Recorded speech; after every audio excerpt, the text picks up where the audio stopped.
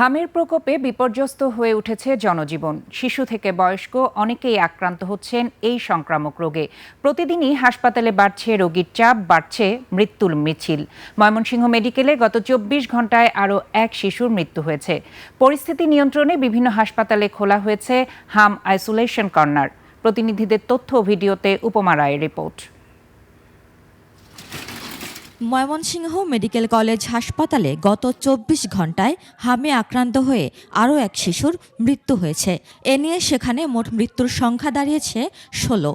বর্তমানে চিকিৎসাধীন রয়েছে ৬৫ জন শিশু। বরিশাল বিভাগে আশঙ্কাজনক হারে বাড়ছে সংক্রমণ।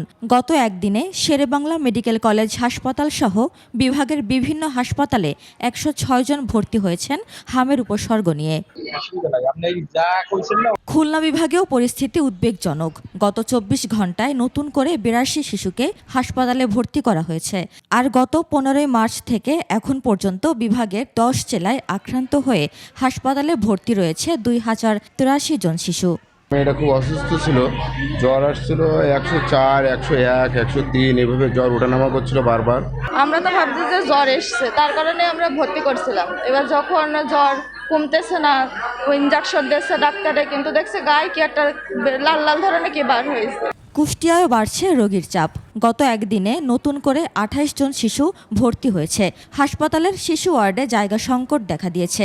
চিকিৎসকরা জানিয়েছেন অক্সিজেন সুবিধা থাকলেও ভেন্টিলেশন সাপোর্ট নেই।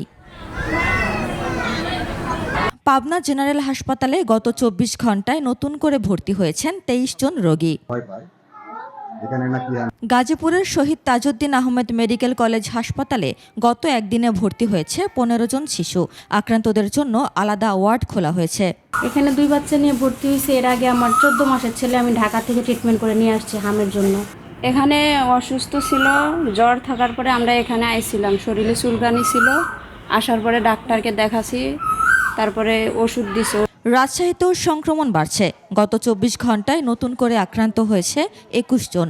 বর্তমানে হাসপাতালে ভর্তি রয়েছে ১৩৯ জন রোগী।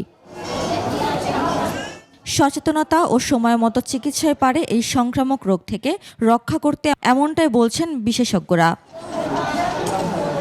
উপমা রায়, ডেস্ক রিপোর্ট, ২১ টেলিভিশন।